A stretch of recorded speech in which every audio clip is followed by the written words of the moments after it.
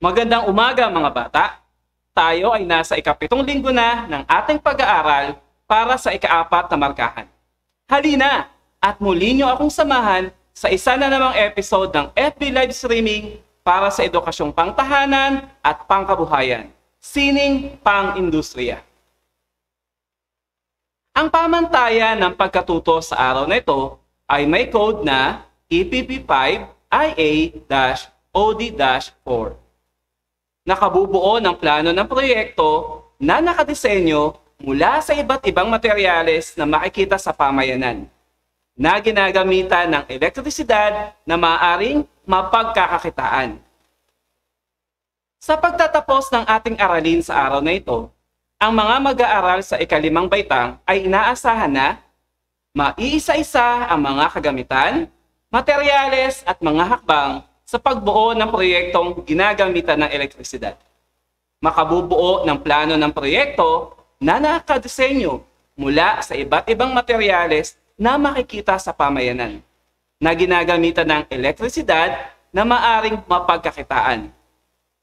Matatalakay ang kahalagahan ng pagbuo ng plano ng proyekto. Narito ang ilang paalala. I-comment ang inyong pangalan at ang paaralan na pinapasukan. Makiisa at sumunod sa mga pinapagawa ng guro sa oras ng talakayan sa live streaming. Maging magalang sa pagsagot sa mga tanong na ibinibigay ng guro at iwasan ang mag-post ng mga bagay na walang kinalaman sa ginagawang talakayan. Paunawa, ang mga larawang ginamit sa aking presentasyon ay mula sa Google Image. Simulan natin ang talakayan sa pagsagot sa suriin. Narito ang panto. Basahin at unawain ang bawat pangungusap. I-type ang letra ng tamang sagot sa ating comment box. Unang bilang. Ang paggawa ng isang gawain ay magiging madali at kasiya-siya kung may plano ng proyekto. Ano ang masasabi mo rito? A. Mali ang pangungusap. B. Medyo tama ang pangungusap. C. Sang-ayon ako sa pangungusap. D. Hindi ako sang-ayon sa pangungusap. Ang sagot ay letter C. Sang-ayon ako sa pangungusap. Ikalawang bilang. Ano ang dapat ihanda bago magsimula ng isang proyekto upang matiyak na magiging maayos ang pagsasagawa ng gawain? A. Mga pamamaraan. B. Plano ng proyekto. C. Talaan ng materyales. O letter D. Budget sa paggawa ng proyekto.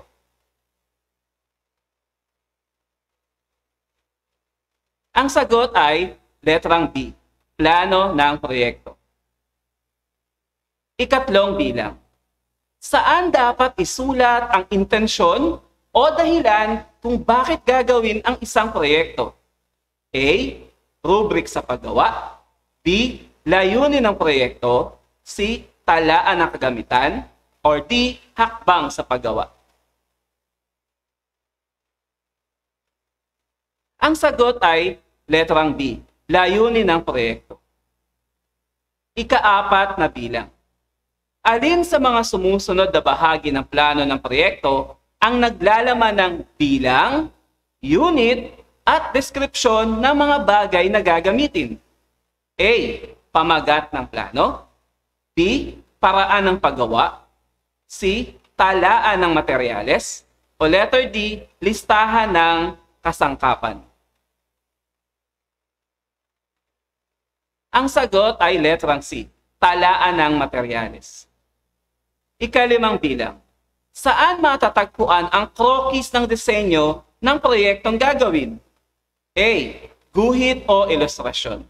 B. Paraan ng paggawa. C. Talaan ng materyales. O letter D. Pangalan ng proyekto. Ang sagot ay letrang A. Guhit o ilustrasyon. Pansinin ang larawan. Ano kaya ito? Tama kids, isa itong lampshade. Kaya nyo bang hulaan kung anong materyales ang ginamit sa lampshade na ito? Mahusay. Ang stand ng lampshade na ito ay mula sa kapirasong tuyong sanga ng kahoy. Pansinin naman ang isa pang larawan. Ang ganda niyang tignan, di ba? Matutukoy niyo kaya kung anong materyales ang ginamit dito? Sa mga nagsabing lata, tama kayo kids. Lata nga ang ginamit bilang pantakip sa lampshade na ito. Ang ikatlong lampshade. Anong materyales ang ginamit kaya rito? Tama kids. Gumamit ng mga kapirasong kahoy sa lampshade na ito bilang stand. O di ba? Kahanga-hangang proyekto. Sa huling larawan, kaya niyo bang tukuyin ang ginamit na materyales para dito? Mahusay. Ito ay ginamitan ng mga strip na kawayan. Sa paggawa ng mga proyektong ginagamitan ng elektrisidad, maaari tayong gumamit ng mga materyales na maaring makita o matagpuan sa ating pamayanan.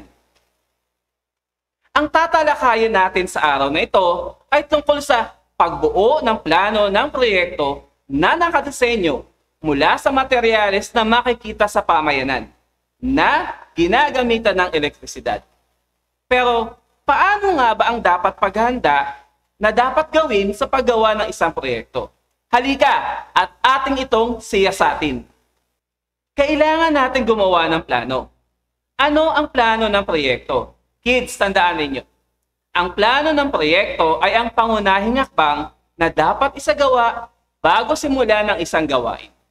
Sa pagsasagawa ng plano, makakasiguro kang magiging matagumpay ang iyong proyekto at tiyak na ito ay magiging kapaki-pakinabang para sa lahat. Ang sabi ng iba, plan your work and work your plan. Nangangahulugan ito na bago tayo gumawa ng isang gawain o proyekto, kailangan ng isang masusing pagpaplano. At pagkatapos na ito ay planuhin, dapat mong isagawa o sundin ang mga planong ito para maging matagumpay ang iyong proyekto. Huwag mag-shortcut sa mga ginawang plano. Bakit mahalaga ang paggawa ng isang plano? Gumagawa ng plano ng proyekto upang maitala ang kakailanganing materyales, kagamitan at kasangkapan.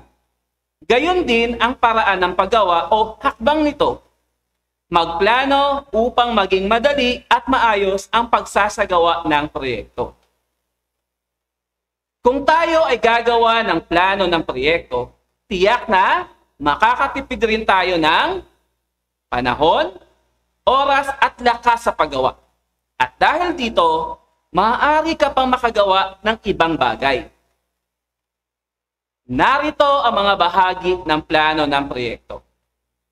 Unang bahagi, pangalan ng proyekto. Pangalawang bahagi, layunin ng proyekto. Pangatlong bahagi, guhit o ilustrasyon ng disenyo. Pang-apat na bahagi, talaan ng materyales at kagamitan. Panglima, talaan ng kagamitan at kasangkapan. Pang-anim, hakbang sa paggawa. At pang-pito, pagpapahalaga sa natapos na proyekto. Halika, sa isa natin silang talakayin. Ang unang bahagi ay pangalan ng proyekto. Ito ang bahagi ng plano ng proyekto na tumutukoy sa pangalan ng gagawin na proyekto. Halimbawa, ang paggawa ng extension cord. Ang ikalawang bahagi ay ang layunin ng proyekto. Ito naman ang bahagi ng plano ng proyekto na tumutukoy sa mithiin ng paggawa ng proyekto. Karaniwan, nagbibigay ng 2 hanggang 3 layunin. Isa sa halimbawa ay makabubuo ng plano ng proyekto na nakadisenyo mula sa iba't ibang materyales na makikita sa pamayanan. Para sa ikatlong bahagi ay ang guhit o ilustrasyon ng disenyo. Sa bahaging ito, makikita ang larawan o krokis ng proyektong nais gawin, tulad ng nakikita ninyo sa ating larawan. Ang ika-4 na bahagi ay ang talaan ng materyales at kagamitan. Sa bahaging ito, nakalista o nakatala ang mga materyales at kagamitan na gagamitin sa paggawa ng proyekto. Nakatala dito ang dami, unit, at uri ng materyales na gagamitin.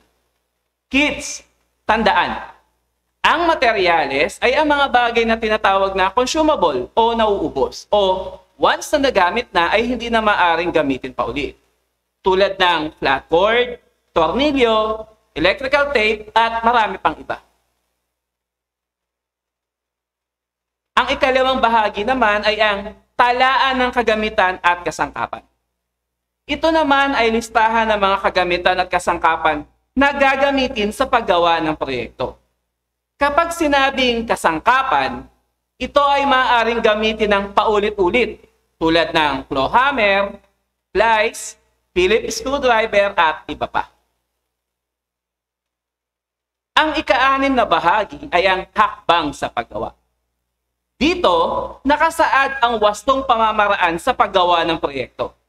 At ito ay nakaayon sa pagkakasunod-sunod ng bawat pamamaraan. Tiyakin na nasunod ang wastong hakbang para maging maayos ang proyektong gagawin. Tulad ng nakikita ninyo, ito ang napag-aralan nating hakbang sa paggawa ng extension cord. Ito ay halimbawa ng hakbang sa paggawa. Marapat na sundin ang hakbang mula sa pinakauna hanggang sa pinakahuli.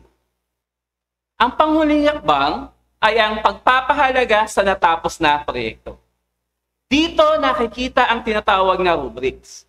Ang rubrics ay isang instrumento o tool na ginagamit upang markahan ang iyong natapos na proyekto. Narito ang isang halimbawa ng rubric. Ang nilalaman ng rubrics ay kung paano mamarkahan ng guro o individual ang natapos na proyekto. Sa pamamagitan ng rubric na ito, malalaman mo kung magiging kapaki-pakinabang ang iyong natapos na proyekto para sa iyong sarili, pamilya, at higit sa lahat, sa pamayanan. Sa kabuuan, tandaan ang mga sumusunod. Ang masusing pagbabalak o pagpaplano ng proyekto ay isang mahalagang hakbang upang maging matagumpay ang isang gawain. Ito ang nagsisilbing gabay upang matapos ng mabilis at maganda ang iyong proyekto. Makabubuti kung gagamit ng recycled materials o mga materyales na madaling matagpuan sa pamayanan sa paggawa ng proyektong ginagamitan ng elektrisidad na maaaring mapagkakitaan, tulad ng mga ipinakita kong halimbawa kanina. Congratulations mga bata! At nakatapos na naman tayo ng isa pang aralin sa araw na ito. Ngayon naman ay ating sukatin ang iyong natutuhan sa ating aralin. Sagutin natin ang pagyamanin. Basahin ang bawat bilang. Suriin kung anong bahagi ng plano ng proyekto ang nais ipakita sa bawat bilang. Piliin at isulat ang letra ng tamang sagot sa inyong sagutang papel. Unang bilang. Bahagi ng proyekto na nagsasaad nito. Nakabubuo ng isang proyektong mula sa mga patapong bagay tulad ng plastic, lata at papel.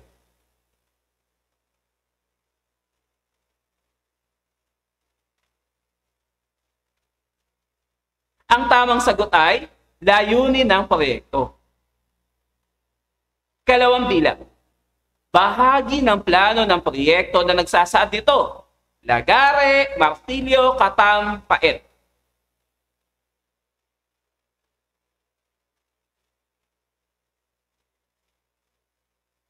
Ang sagot ay talaan ng kagamitan at kasangkapan. Ikatlong bilang.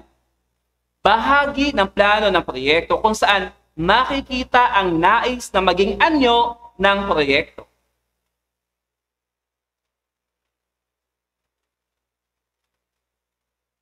Ang tamang sagot ay guhit o ilustrasyon ng disenyo. Ika-apat na bilang. Bahagi ng plano ng proyekto kung saan nakalahad ng sunod-sunod ang paraan ng paggawa ng proyekto.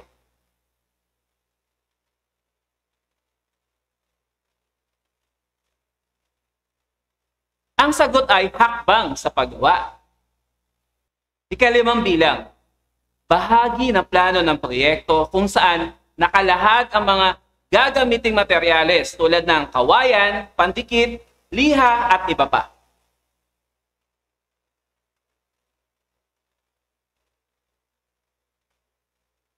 Ang sagot ay talaan ng materyales at kagamitan.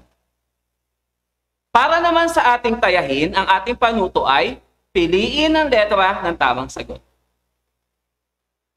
Unang bilang, makikita sa patlang ng proyekto ang dalawa o higit pang dahilan at intensyon kung bakit gagawin ang isang proyekto. Letrang A, pangalan ng proyekto. Letrang B, layunin ng proyekto. Letter C, hakbang sa paggawa. O letrang D, guhit o ilustrasyon ng disenyo.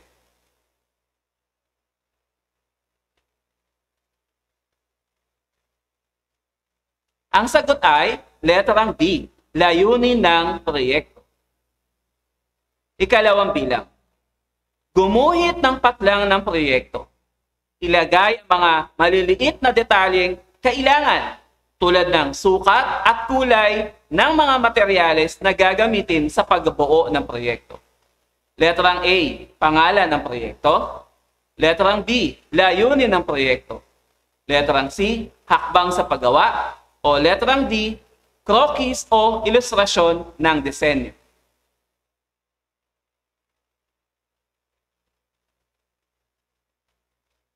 Ang sagot ay letrang D, krokis o ilustrasyon ng disenyo. Ikatlong bilang, itala ang bilang, unit, at description ng mga gagamiting materyales sa bahaging ito ng plano ng proyekto. Anong bahagi ito? Letrang A, guhit o ilustrasyon ng disenyo. Letrang B, hakbang sa paggawa. Letrang C, pangalan ng proyekto. Letrang D, talaan ng materyales at kagamitan.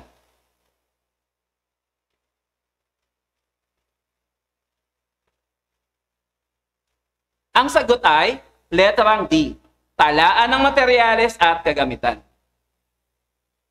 Ikaapat na bilang, tiyakin ang wastong kasangkapang kakailanganin sa pagbuo ng proyekto at isulat ito sa talaan ng kagamitan at patlang. Letrang A, disenyo. Letrang B, paggawa. Letrang C, pangalan. Letrang D, kasangkapan.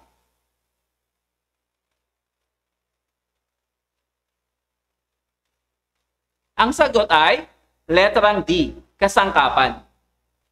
Ikalimang bilang, ilagay sa plano ng proyekto ang wastong patlang ng napiling proyekto upang walang masayang na panahon, oras, lakas, at materyales sa pagbuo nito. Letrang A, pangalan ng proyekto. Letrang B, layunin ng proyekto. Letrang C, hakbang sa paggawa. Letrang D, guhit o ilustrasyon ng disenyo.